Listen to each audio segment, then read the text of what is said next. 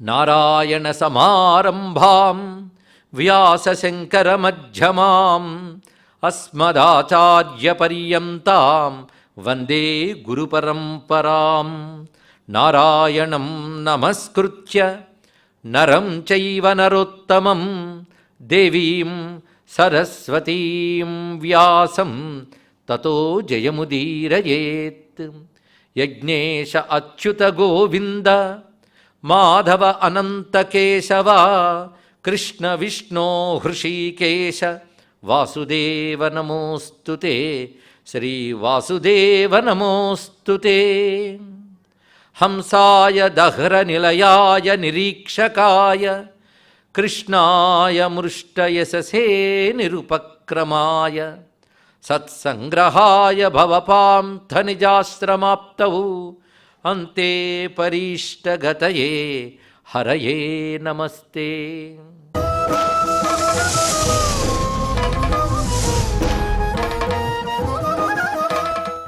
నన్ను కర్కోటకుడు అంటారు. కర్కోటకుడైన నాగాన్ని నేను. అయితే ఒకసారి నేను పొరపాటున బ్రహ్మర్షి నారదుణ్ణి కాటువేశాను. నా విషయం ఆయన ఏం చేయదు, కానీ నా యొక్క దుందుడుకుతనం చూసి ఆయన నన్ను శపించాడు. నువ్వు కదలకుండా అలా ఉండిపోతావు అని చెప్పించాడు నన్ను. ఇక్కడ కనుక నాలో ఇటు ఇటు కదలలేని స్థితి ఏర్పడిపోయింది. ఉన్నవాడిని ఉన్న చోటే పడి ఉన్నాను. అప్పుడు దుఃఖపడ్డాను, క్షమించమని వేడుకున్నాను. పుణ్యశ్లోకుడైన నలుడు వస్తాడు, అప్పుడు నీకు శాపవిముక్తి అవుతుందన్నాడు. అంటే ఈ ప్రణాళిక ఎప్పటి నుంచి రచింపబడిందో ఉంది చూడండి ఇక్కడ. కానీ త్రికాల దృష్టిలో ఋషులకు తెలుసు.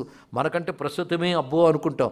మన ప్రస్తుతం వాళ్ళు, మన భవిష్యత్తు వాళ్ళ దృష్టిలో ఎప్పుడో తెలుసు వాళ్ళకి ఇక్కడ.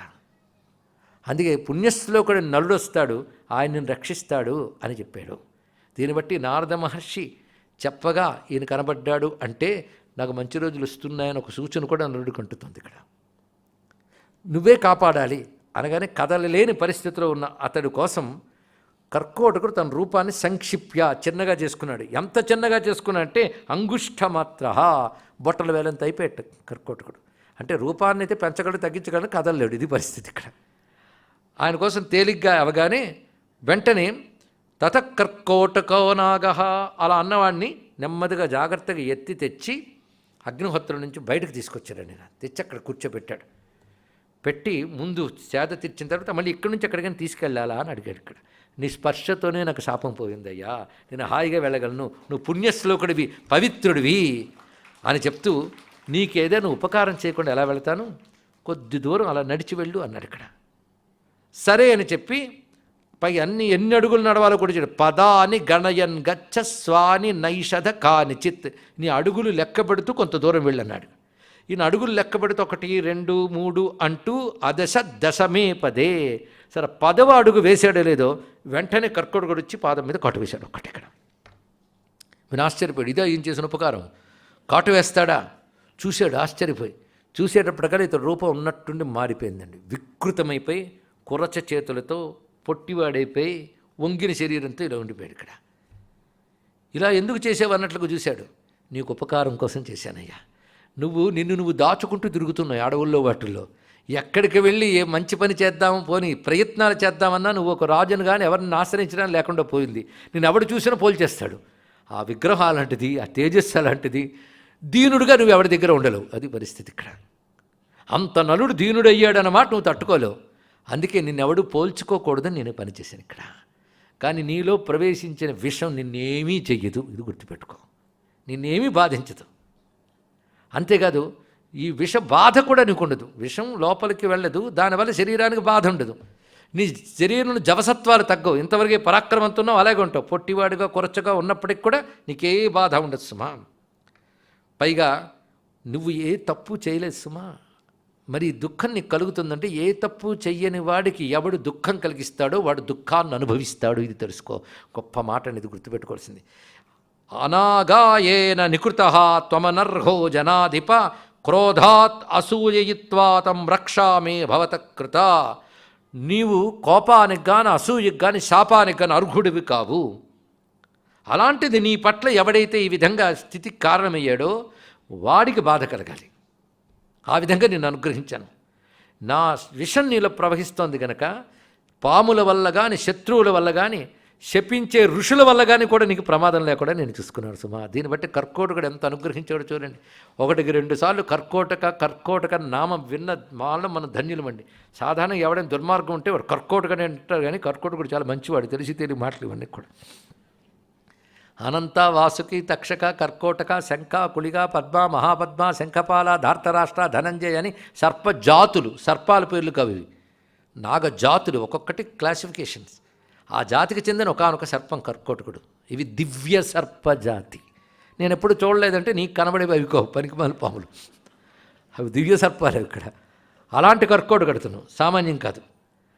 నువ్వు ఇక్కడి నుంచి ఎక్కడికి వెళ్ళాలి అంటే నేను చెప్తున్నాను, నీ పేరు కూడా నేనే పెడుతున్నాను రూపాన్ని. బాహుకుడు అని పేరు పెడుతున్నాను. ఇక్కడి నుంచి నువ్వు అయోధ్య నగరానికి చేరు. అక్కడ పరమ రాజర్షి ఉన్నాడయ్యా మహానుభావుడు, ఆయన ఋతుపర్ణుడనే మహారాజు అక్కడున్నాడు. అక్కడ నువ్వు బాహుకుడు అనే పేరుతో ఆయన వద్దకు వెళ్ళు. నీ దగ్గర అద్భుతమైన అశ్వవిద్య ఉంది.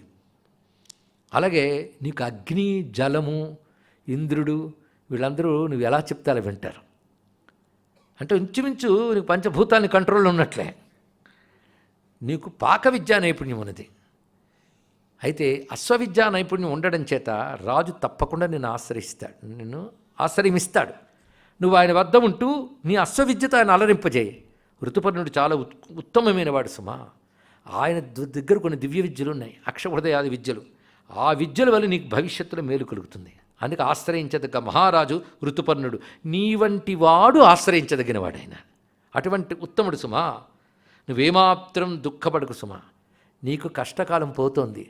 త్వరలో నీ భార్యని పిల్లల్ని కలుసుకుంటావు. సమమేష్యసి దారైస్త్వం మాస్మశోకే మనకృతా రాజ్యేన తనయాభ్యాంచ సత్యమేతద్బ్రవీమితే. అది అయితే నీ వికృత రూపం నేను ఇచ్చాను మాత్రం నువ్వేమనుకోకు సుమా. నువ్వెప్పుడు కావాలంటే అప్పుడు ఆ వికృత రూపం పోతుంది, ఎప్పుడు కావాలంటే అప్పుడు అని ఒక దివ్య వస్త్రాన్ని ఆయన చేతికి ఇచ్చాడు. ఈయన ఈ వస్త్రం నీ దగ్గర పెట్టుకో. ఇది నువ్వు ఒక్కసారి కప్పుకొని నన్ను కర్కోటకాన్ని స్మరిస్తే చాలు నీకు యథారూపం వచ్చేస్తుంది. ఎప్పుడు నీకు ఆ రూపం రావాలంటే అప్పుడే కప్పుకో, అంతవరకు ఈ వస్త్రం దగ్గర పెట్టుకో నువ్వు అని. సంరూపంచ యదా ద్రష్టం ఇచ్చేతాస్త్వం నరాధిప సంస్మర్తవ్యస్తదాతేహం వాసశ్చేదన్ నివాసయేహే అనేన వాససాచ్ఛన్న సంరూపం ప్రతిపత్స్యసే అని తెలియజేసి ఆ నలునికి దివ్య వస్త్రం ఇచ్చి అంతర్ధానమయ్యాడు కర్కోటకుడు. ఇక్కడ అంటే యథా సంచారం, తన ఇచ్ఛానుసారం వెళ్ళగలిగాడు. ఈ విధంగా శాపముక్తుడయ్యాడు. చెప్పిన ప్రకారంగా బాహుకుడనే పేరుతో తిన్నగా ఋతుపర్ణుని ఆశ్రయించాడు. ఋతుపర్ణుడు కూడా పైగా నాకు అశ్వవిద్యలో నైపుణ్యం ఉంది, ఒకప్పుడు నలుడి దగ్గర పనిచేసేవాడిని నేను కూడా చెప్పాడు ఇక్కడ. దానితో అతడు సంతోషించి చేరదీశాడు. పైగా అన్న సంస్కారమపిచ, నాకు అన్న సంస్కారములు కూడా తెలుసు సుమా అని చెప్పాడు ఇక్కడ. ఇలా అశ్వవిద్యలోనూ అన్న సంస్కార విద్యలోనూ నైపుణ్యం కలిగినటువంటి వాడు. అప్పుడు ఆయన ఏం చేశాడంటే, చాలా కాలం క్రితం నలుడి దగ్గర పనిచేసిన ఒక ఆయన వచ్చి నా దగ్గర ఆశ్రయించాడు. అతడు రథాలు అశ్వాలు చూసుకుంటాడు. ఆయన పేరు వార్ష్ణేయుడు.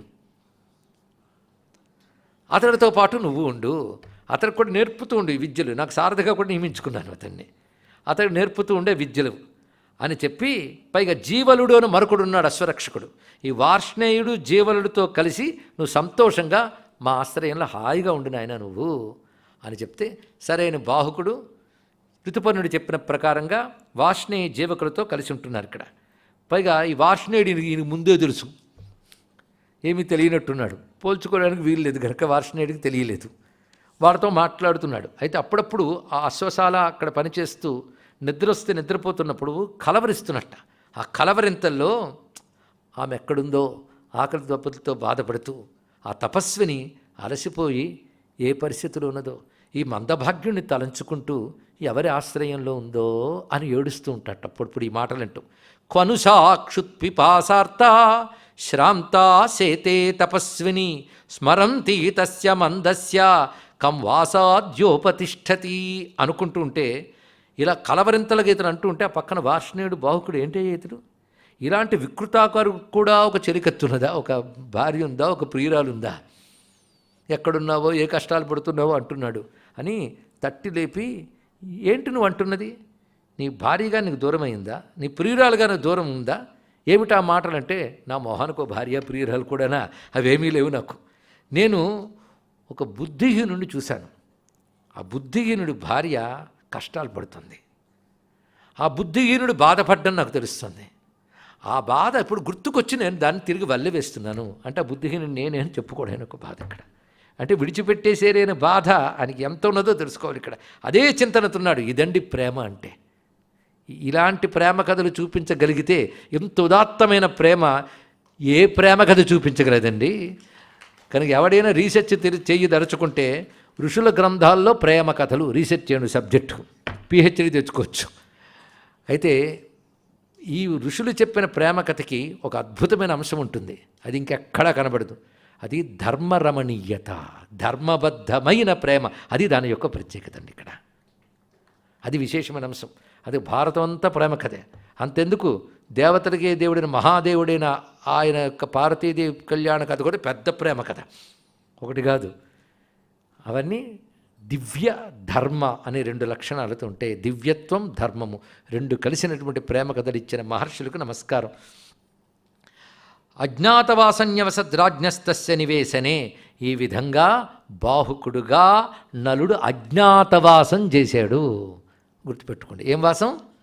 అజ్ఞాతవాసం అంటే తనని తాను తెలియనివ్వకుండా ఉన్నాడు. ఇక్కడ ఇలా జరుగుతున్నది. ఇక్కడ ఈ లోపల అక్కడ జరిగిన ఆమె దగ్గరికి వెళదాం. కథ సీన్ మారుతుంది.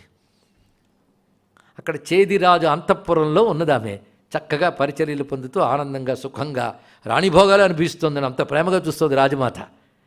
కూతురుతో సమానంగా చూస్తున్నది.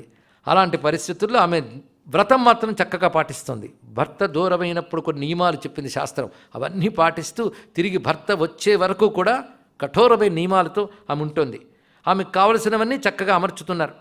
పైగా ఆమె శుభ్రమైన స్నానం అలంకారాలు ఇవేవీ తీసుకోలేదు. వ్రతంలో ఉండడం వల్ల మాలిన్యము శరీరంలో కనబడుతున్నప్పటికీ పొగ కప్పిన అగ్నిలా ఆమె ప్రకాశిస్తోంది అన్నాడు అద్భుతమైన ఉపమానం. ఆమె తేజస్సు మాత్రం ఎక్కడికి చెదిరిపోలేదు. నిబద్ధాం ధూమజాలేన ప్రభామివ విభావసోహ అలా ఉన్నది. అలాంటి సమయంలో చేది రాజ్యానికి ఒక బ్రాహ్మణుడు వచ్చాడు. ఆయన పేరు సుదేవుడు అని. అయితే ఆయన ఎవడు అంటే, ఈ విధంగా నలుడు ఓడిపోయి అడవుల పాలయ్యాడనే విషయం క్రమంగా వార్తగా తెలిసింది విదర్భరాజు అని భీముడికి. భీముడు ఎవరో తెలుసు కదా, దమయంతి తండ్రి. వార్త తెలిసి అయ్యో ఇలాంటి దుస్థితి ఏర్పడింది. పైగా పిల్లల్ని కూడా అప్పచెప్పి వెళ్ళిపోయారు కదా వార్షణేయుడు. ఎందుకు అప్పచెప్పారో చెప్పలేదు వార్త. పిల్లల్ని పంపినట్టు పంపించారంతే. ఎందుకు అన్న దానికి తర్వాత సమాధానం తెలిసింది. తెలిసిన వెంటనే వాళ్ళు ఎక్కడున్నారో ఏమిటో తెలియక కూతురు అల్లుడు జాడ తెలుసుకోవడం కోసమని నైపుణ్యం కలిగిన కొంతమందిని వాళ్ళని వెతకడానికి పంపించారు. వాళ్ళు కొన్ని అరణ్యాల్లోకి వెళ్ళి వెతుకుతున్నారు, కొంతమంది వివిధ రాజ్యాలకు వెళ్ళి వెతుకుతున్నారు. ఎందుకంటే అల్లుడు మానం మర్యాద కాపాడుకోసుకొని నా ఇంటికి రాకుండా ఎక్కడికైనా వెళ్ళాడు, మిత్రుడి ఇంటికి వెళ్ళాడేమో ఇలా అనుకునే అవకాశం ఉంది. అలా అనుకుంటూ పంపుతుంటే సుదేవుడు అనేటువంటి వాడు అలా వెతుకుతూ తతశ్చేదిపురీం రమ్యాం సుదేవో నామ వైద్విజ. ఆ సుదేవుడు అనేవాడు ఇక్కడికి వచ్చాడు. అయితే సాధారణంగా వేదవేత్తలైన విప్రుల్ని కార్యక్రమానికి పెడతారు. ఎందుకంటే వాళ్ళ ఆశీర్వచనాదులతో వాళ్ళ తపశ్శక్తి చేత వాళ్ళని మాత్రమే అంతఃపురంలోకి అనుమతిస్తారు. అలా వచ్చినటువంటి వాడికి అంతఃపుర స్త్రీల్లో రాజు సత్కారం చేయడం జరుగుతుంది. అతడు ఈమెను చూడగానే ఈమె దమయంతేమో అని పోల్చుకున్నాడు. వాళ్ళూరు అమ్మాయి కదా. తర్కయామాస భయమేతి కారణైరుపపాదయన్. సర్గ సుందరకాండలు ఇదే వాక్యం ఉంటుందండి. హనుమంతుడు సీతమ్మను చూసి తర్కయామాస సీతేతి కారణైరుపపాదయన్ అని ఉంటుంది అక్కడ. ఆ సీతేతి అనే మాట బదులుగా భైమీతి అని ఉంది ఇక్కడ. భైమి అంటే భీమరాజపుత్రి అని దమయంతి అని కనబడుతున్న కారణాలతో అనుకున్నాడు సుదేవుడు. ఈమె సీతమ్మే అని కనబడుతున్న కారణాలతో అనుకున్నాడు హనుమంతుడు. ఆ వాక్యం గుర్తు చేస్తున్నాడు వ్యాసుడు. ఇలా ఎన్నో ఇక్కడ కనబడతాయి. కుర్వంతీం ప్రభయాం దేవీం సర్వావితిమిరాదిశ. ఈమె శరీరం నుంచి వచ్చిన కాంతితో ఇక్కడ చీకటి అనేది కనిపించట్లేదు. ఈ సరిగ్గా సీతమ్మను చూసి హనుమంతుడు వర్ణించిన వర్ణన ఇదే వాక్యం యథాతథంగా ఉన్నదండి ఇక్కడ. ఇదే కనబడుతుంది. సుందరకాండ చదివిన వాళ్ళకి తెలిసిపోతుంది. ఇదే వాక్యం కనిపిస్తుంది ఇక్కడ. పైగా ఈమెను చూస్తుంటే తెలుస్తున్నది ఈమె మా రాజపుత్రి అయిన దమయంతియే. పైగా ఈమెకి ఏ ఆభరణాలు లేవు. బహుశా భర్త దూరంగా ఉండడం వల్ల ఈమెకి ఆభరణాలు లేవేమో.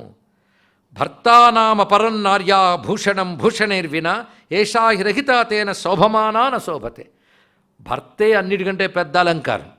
ఆయనే దగ్గర లేనప్పుడు ఇంక అలంకారాలతో పనేముంది. అందుకే ఈ తల్లి ఏ అలంకారాలు లేవు గనక అలంకారాలతో శోభించడం లేదు. అలాగని శోభించడం లేదు అనడానికి లేదు, ఇప్పుడు తేజస్సుతో శోభిస్తున్నది. ఈ శ్లోకం యథాతథంగా సీతమ్మ గురించి హనుమంతుడు అనుకున్న శ్లోకాలు యథాతథంగా కొన్ని వరుసగా ఉన్నాయండి, ఇక్కడ వరుసగా ఉన్నాయి. దీన్ని బట్టి వ్యాసుడికి వాల్మీకి అంటే ఎంత ప్రేమో. కొంతమంది శిఖామణులు బయలుదేరిపోయారు. శిఖామణులు అంటే తెలుసు కదా, నేను చెప్పక్కర్లేదు మీకు. ఈ పనికి మన రీసెర్చ్ స్కాలర్స్ ఉన్నారే, వీళ్ళు భారతం తర్వాత రామాయణం రాయబడింది, ఇది ఆ సెంచరీ, ఇది ఈ సెంచరీ రీసెర్చ్ చేశాడు, అతను డాక్టరేట్ ఇచ్చేశారు. ఏదైతే సంప్రదాయ విరుద్ధంగా ఉంటుందో అది రాస్తే వెంటనే అవార్డులు డాక్టరేట్లు ఇవ్వడానికి భారతదేశ విశ్వవిద్యాలయాలు సిద్ధంగా ఉంటాయి. అదొక దౌర్భాగ్యం అంటారు. అది ఇక్కడ తెలుసుకోండి, ఇక్కడ ఇచ్చేశారండి. అంటే వాడికి అసలు సరిగ్గా రెండు చదవలేని అర్థం. రామాయణంలో ఎక్కడ భారత ప్రస్తావన ఉండదు, కానీ భారతంలో అనేక చోట్ల రామాయణ ప్రస్తావన ఉంటుంది. అదొక్కటి చాలదు. అర్జునుడు అంటాడు ఆ రాముడు అలా చేసినట్లని 10 సార్లు అంటాడు. అలాగే ఇదే అరణ్యకాండలో ధర్మరాజు దగ్గరికి వచ్చి మార్కండేయుడు రామాయణం అంతా చెప్తాడు. కనుకనే రామాయణమే ఆది, అది ఎప్పటి త్రేతాయుగం నాటిదో, అది ఎప్పటి త్రేతాయుగం నాటిదో మాట అలాగే గుర్తుపెట్టుకోండి. ద్వాపరం నిన్నటి ద్వాపరం నాటి కథ పాండవుల కథ. కానీ నైషధరాజు కథ మాత్రం ఆ త్రేతాయుగం కంటే ఎప్పటిదో అయిన కృతయుగం నాటిది, ఎప్పటిదో. అది నిన్న మొన్నటి కథ కాదు, సీతమ్మే ప్రస్తావన చేసింది. అంటే వ్యాసుడు వాల్మీకి దగ్గర నేర్చుకున్నట్టు రచన. ఈ విషయం బ్రహ్మాండ పురాణం చెప్తుంది. అందుకే ఈ శైలి వాల్మీకి శైలి యథాతథంగా శ్లోకాలతో సహా దింపేశారండి మహానుభావుడు. ఇక్కడ తుల్యశీల వయోయుక్తాం తుల్యాభిజన లక్షణాం నైషధోర్గతి వైదర్భీం తాంచేయమసితే క్షణాం. ఈ చిన్న మార్పుతో నైషధోర్గతి వైదర్భీం దగ్గర రాఘవోర్గతి వైదేహీం అని శ్లోకం. అంతే చిన్న తేడాతో ఈ శ్లోకం అంతా అక్కడ ఉంది. ఇక్కడ ఇప్పుడు ఈమెని నేను ఓదార్చి తీరాలి, ఓదార్చకుండా వెళ్ళకూడదు. సమాశ్వాసయితం భార్యాం పతిదర్శన లాలసాం. ఇదే మాట సమాశ్వాసయితం సీతాం పతిదర్శన లాలసాం అని ఉంటుంది. అక్కడ హనుమంతుడు ఇలా అనుకున్నాడు, ఇక్కడ సుదేవుడు ఇలా అనుకుంటున్నాడు. ఇక్కడ ఈమెను ఓదార్చాలి అనుకుని దగ్గరికి వెళ్ళి అమ్మా దమయంతి బాగున్నావా అన్నాడండి. ఇక్కడ వెంటనే వాడు హఠాత్తుగా నా పేరు పెట్టి పిలుస్తున్నాడు. ఎవరా అని చూసింది. ఇక్కడ అమ్మ చాలా కాలమైంది, పోల్చలేదేమో నువ్వు, పైగా మీరు అంతఃపురంలో ఉంటారు, ఎక్కువ మీకు తెలియదు, కానీ నేను చిన్నప్పుడు నేను చూశానులే. ఎందుకంటే నేను సుదేవుడు అనేవాడిని, మీ అన్నకి నేను మిత్రుడమ్మా. అది అహం సుదేవో వైదర్భి భ్రాతుస్తే దైత సఖ. మీ అన్నకి మిత్రుణ్ణి. మీ రాజుగారు అంటే మీ నాన్నగారు, మా రాజుగారు, ఆయన నీ జాడ నలుని జాడ తెలుసుకోవడానికి పంపించారు. అదృష్టవశాత్తు ఆ పంపిన వారిలో నాకు నీవు జాడ దొరికింది. ఇక్కడ అన్వేష్టారో బ్రాహ్మణాశ్చ భ్రమంతి శతసోమహీం. నాలా వెతుకుతున్న బ్రాహ్మణులు 100 కొలది ఉన్నారు. ఇక్కడ చిన్న మార్పు, అన్వేష్టారో వానరాశ్చ భ్రమంతి శతసోమహీం అంటాడు హనుమంతుడు. నాలా వెతుకుతున్న వానరులు చాలామంది ఉన్నారు అన్నాడు. చిన్నది అంటే మధ్యలో రామస్మరణ కూడా చేసుకున్న భాగ్యం మనకు లభించిందండి. ఇక్కడ అంటే నల చరిత్రలో కొంత రామకథ కొంత భారత కథ కలిసిపోయింది. ఒక్క మాటలో చెప్పాలని, నువ్వు లేకపోయేటప్పటికల్లా నీ బంధువర్గం అంతా శక్తిహీనుల్లా అయిపోయారమ్మా. ఎందుకంటే దమయంతే శక్తి, దేవీ భాగవతంలో అమ్మవారి అంశాన్ని చెప్పారమ్మని. ఇక్కడ ఇలా వీళ్ళు చెప్పగానే ఒక్కసారి తన అన్నగారి మిత్రుడిని పుట్టింటి వారి బంధువుని చూడగానే వాడికి దుఃఖం తన్నుకొచ్చింది. ఇన్నాళ్ళు పడుతున్న వేదనంతా వచ్చి భోరుమని ఏడవడం మొదలుపెట్టింది. వెంటనే పక్కన ఉన్నటువంటి ఆ సునంద అమ్మ దగ్గరికి పరిగెత్తుకొచ్చి సైరంధ్రి ఎందుకు ఏడుస్తోందమ్మా అంటే ఆవిడ పరిగెత్తుకొచ్చింది. అమ్మ ఎందుకమ్మ ఏడుస్తున్నావు అనగానే ఆ సుదేవుడు చెప్పాడు, ఈమె దమయంతి ఫలానా రాజు కూతురు అనగానే మా అక్క కూతురా ఈమె అన్నదండి. ఇక్కడ చూడండి, ఇక్కడ అంటే వీళ్ళిద్దరికి బంధుత్వం ఉంది. అతను ఎలా చెప్పారంటే, ఈమె నేను పోల్చుకున్న దాంట్లో ఆమె యొక్క భృకుటి మధ్యలో ఒక పద్మం ఉంది, పద్మ చిహ్నం. ఈ పద్మ చిహ్నం సులక్షణం. ఆ సులక్షణం ఈమెకు మాత్రమే ఉంది. దాన్ని బట్టి మా దమయంతిని పోల్చుకున్నానమ్మా అన్నాడు సుదేవుడు. వెంటనే ఒక నీరు తెప్పించి అక్కడ కడిగి స్పష్టంగా చూసిందమ్మ. చూసిన తర్వాత నీ ఎవరమ్మా అన్నావు ఈమెని అంటే ఫలానా భీమరాజు యొక్క పుత్రి. అయితే భీమరాజు యొక్క పత్ని ఉన్నదే ఆమెకి చెల్లెల్ని నేను. మేమిద్దరం కూడా దశార్ణ దేశాధిపతి అయినటువంటి సుదాముడి యొక్క కుమార్తెలము. ఈమె తల్లిగారు నేను. అంటే అక్క చెల్లెళ్ళు అయినప్పటికీ వారు ఒకరికొకరు బంధుత్వాలు రాజకుటుంబాల్లో చాలా వాటికి వివాహం తర్వాత రాకపోకలు ఉండవండి. ఈ విషయాన్ని విశ్వనాథ సత్యనారాయణ గారు ఒక నవల్లో అద్భుతంగా రాస్తారు. ఆయన చాలా విశేషంగా రాజకుటుంబాల్లో అంత దగ్గరైనా అప్పటి వరకు కలిసి ఉన్న కుటుంబాలైనా ఈ బంధుత్వాలు ఏర్పడిన తర్వాత ఇటు వచ్చేసాక వాళ్ళకి రాకపోకలు ఉండవుట.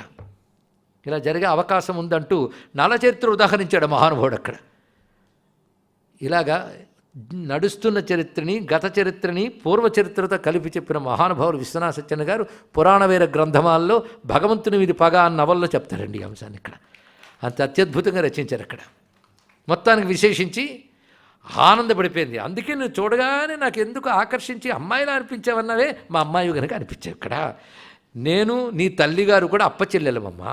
ఎంతకాలంతో నిన్ను చూస్తే మళ్ళీ మా అప్పని చూసినట్టు అనిపించింది నాకు. ఎప్పుడు ఆవిడ ఎలా కలిసి ఆడుకున్నావు, దూరం అయిపోయాం, ఇప్పుడు నువ్వు కనపడ్డావు, నీ కారణంగా మళ్ళీ మా అనుబంధం ఉన్నది అనగానే ఆవిడ 2 చేతులు ఎత్తి నమస్కరించి, ఇప్పుడు నేను కూతురని తెలిసింది మీకు, తెలియకముందు మీరు నన్ను ఆదరించారే, ఎంత ఉదాత్తమైన హృదయం లేకపోతే ఎలా ఆదరిస్తారు? ఆదరించడం.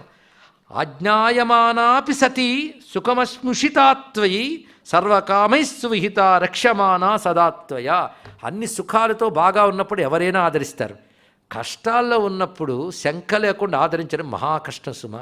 అది మీరు చేశారు, అంత గొప్ప పని చేశావు. అందుకే నువ్వు నిజంగా నాకు తల్లి లాంటి దానివేనమ్మా అని చెప్తే, పైగా విశేషించి విదర్భలో నా కుమార్తె కుమారుడు కూడా ఉన్నారు. ఇప్పుడు వాళ్ళని చూడాలనుంది నాకు. కానీ పరిస్థితి చూస్తే ఇలా ఉంది. ఇప్పుడు నాన్నకు తెలిసిపోయింది విషయం, ఇప్పుడు నాకు తెలిసింది. అందుకే వెతుక్కుంటూ పంపాడు. కాబట్టి నువ్వు అనుమతిస్తే నేను నా పుట్టింటికి వెళతాను, అక్కడ ఉంటూ మా నాన్నగారి సహాయంతో నా భర్తను వెతికే ప్రయత్నం చేస్తాను అన్నది. సరేనమ్మా అని అప్పటికప్పుడు విదర్భ దేశాన్ని శీఘ్రంగా చేరడం కోసమని సరైన పరివారం ఏర్పరిచి చతురంగ బలాలతో చక్కగా సాగనంపింది రాజమాత. అదేవిధంగా చేది రాజు కూడా. అప్పుడు ఆమె క్షేమంగా చేరుకున్నది. అప్పుడు విదర్భరాజు చాలా సంతోషించాడు. ముఖ్యంగా కూతురి జాడు తెలిసింది, తర్వాత అల్లుడి జాడు తెలుసుకోవచ్చు. చాలా సంతోషించాడు. అప్పుడు దేవతా పూజయామాస బ్రాహ్మణాశ్చ యశస్విని పరేణ విధినా దేవి దమయంతి విశాంపతి. అప్పుడు వేదవేత్తల్ని పూజించి దేవతారాధన చేసి వారి దీవెనలు పొందారు. అప్పుడు గోదానములు చేయించాడు తండ్రి. మాంచేదిచ్ఛసి జీవంతీం. అప్పుడు ఒకసారి తల్లితో అన్నదిట, నేను బ్రతకాలని నీకుంటే నలుని తీసుకొచ్చే ప్రయత్నం చేయాలి, ఈ విషయం నాన్నకు చెప్పి దానికి తగ్గ ప్రయత్నం చేయాలి అని చెప్పగానే సరేనని దానికి తగ్గ ప్రయత్నం చేస్తున్నారు. దానికి తగ్గ బ్రాహ్మణులను ఏర్పాటు చేశాడు అల్లుడి జాడ తెలుసుకోవడానికి వెళుతున్న వాళ్ళల్లో. అప్పుడు అలా వెళ్ళే వాళ్ళల్లో నాకు ఒకసారి పరిచయం చేస్తే వాళ్ళకి నేను చెప్తాను ఎలా వెళ్ళాలో అన్న దమయంతి. అంటే దమయంతి ఒక చోట కూర్చొని ఏడుస్తూ కూర్చున్న పాత్ర కాదు, ఆమె ప్రణాళిక ఎలా వేస్తుంది చూడండి. అలాంటి ఒక బలమైన వ్యక్తిత్వం కలిగిన గొప్ప స్త్రీ పాత్రను అందించే మన పురాణాలు తెలుసుకోండి. ఇక్కడ కష్టానికి కృంగిపోవడం కాదండి, ఎంత జాగ్రత్తగా ఉన్నదో మొదటి నుంచి. ఏదో కాని కాలం వచ్చింది, అందుకే మనం ఏ ప్రయత్నం చేయని బిడిసి కొడుతుంది. ఈ సమయంలో మనం సంయమనంగా ఉండాలి, సరియైన ప్రయత్నం చేయాలి. దుఃఖం వచ్చేసిందా బుద్ధి పని చేయదు, బుద్ధి పని చేయలేదా ఆలోచన సరిగ్గా చేయలేం, ఆలోచన సరిగ్గా చేయలేకపోతే ప్రణాళిక సరిగ్గా ఉండదు, లేకపోతే ఫలితం సరిగ్గా ఉండదు. అందుకే శోకాన్ని పక్కకు పెట్టి ప్రయత్నశీలురు కావాలి. ఇది ప్రతి వారికి చెప్తున్న సందేశం. ఎందుకంటే అందరూ మామూలుగా ఉన్నప్పుడు అందరూ ధైర్యవంతులే, ధైర్యాన్ని చెప్పేవారే. కష్టకాలం వచ్చినప్పుడు మన ధైర్యం బయటపడాలండి. ఇక్కడ ఆ ధైర్యం వీడి దగ్గర నేర్చుకోవాలి. ఎంత చక్కగా మాట్లాడుతుందో.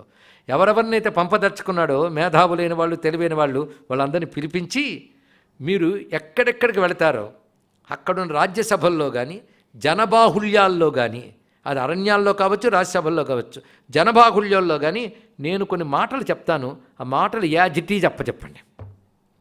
అది మీరు పాట కట్టినట్టు పాడినా పర్వాలేదు.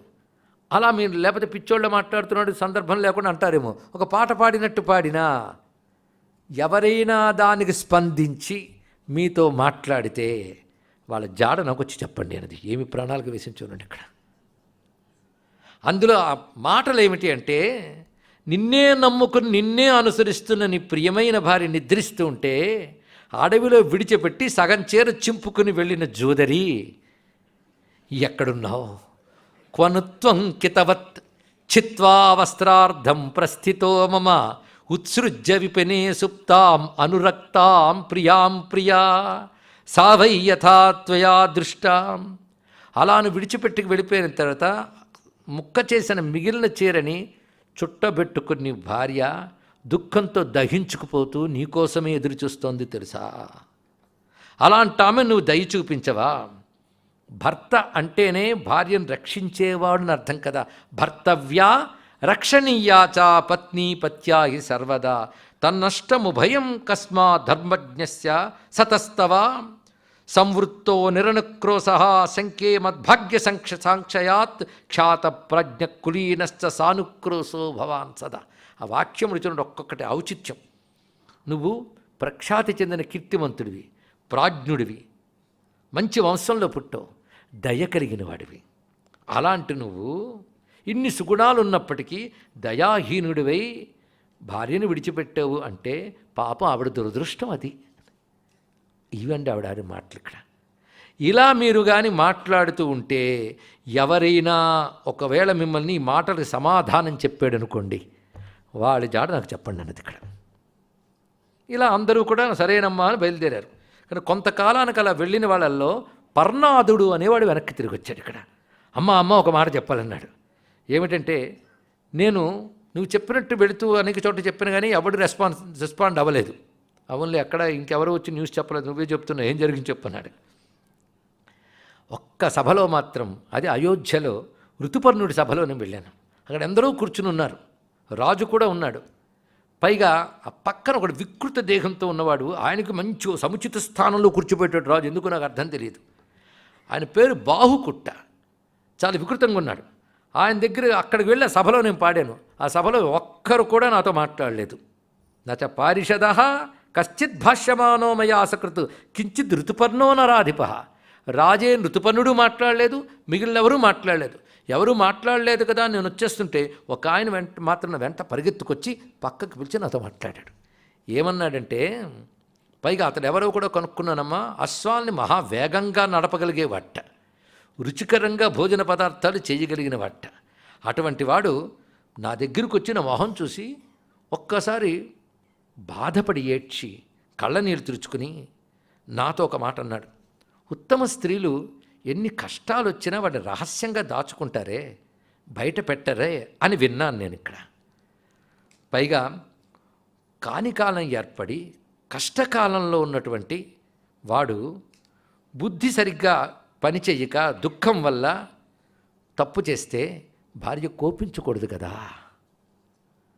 ప్రాణయాత్రాం పరిప్రేస్తోహో, తన ప్రాణాల్ని తాను రక్షించుకోవడం కోసం తిరుగుతూ ఆఖరికి వస్త్రం వేస్తే పక్షులు ఎత్తుకుపోయినటువంటి దుస్థితులు ఉన్నటువంటి వాడు మనసు తోచక పొరపాటు చేస్తే భార్య క్షమించాలి కదా అని బాధపడి వెళ్ళిపోయానంతే ఇక్కడ. ఇది అతడు చెప్పాడమ్మా అని. అప్పుడు పోల్చుకుంది, అతడే అయ్యుంటాడు. ఎలా ఉన్నాడు? మాట చూస్తే ఖచ్చితంగా నలుడేమో అనిపించింది. ఎవడు రెస్పాండ్ అవ్వలేదు, ఆయన ఒక్కడే. నలుడేమో అనిపించింది, కానీ నలుడు అనడానికి అవకాశం లేదు. ఎందుకంటే రూపవర్ణన చేశాడు, వికృతంగా ఉన్నాడు. అని పేరు బాహుకుడు, పేరు ఆయనది కాదు. పని చేస్తున్నాడు అక్కడ అశ్వశాలలో. ఇలా ఆలోచిస్తూ అయితే ఇంకో పని చేయాలి, అద్భుతంగా ఆలోచిస్తుంది ఇక్కడ. ఆలోచించి ఇప్పుడు నువ్వు మంచి వార్త తెచ్చావు అని కొంత ధనం అతడికిచ్చి, అతడే నలుడేని రుజువైతే ఇంకా నీకు ఎక్కువ ఇస్తాను, ప్రస్తుతానికి నువ్వు వెళ్ళు, నేను మరొక పని పెట్టుకుంటానంది ఇక్కడ అని. సుదేవుడని ఎవడైతే తనను వెతికి తెచ్చుకొచ్చాడో చేదిపురానికి వచ్చి అతన్ని పిలిపించింది. పిలిపించి తల్లితో మాట చెప్పింది, అమ్మా ఇతడితో నేను పంపిస్తాను, ఈ వార్త నాన్నకు కూడా తెలియనివ్వకూడదు, నువ్వు తెలియనివ్వకూడదు, తర్వాత చూద్దాం, ఇది ఇతన్ని నేను పంపిస్తున్నాను అని సుదేవుడిని పిలిచి, నువ్వు తిన్నగా అయోధ్య నగరానికి వెళ్ళు, అక్కడికి వెళ్ళకు.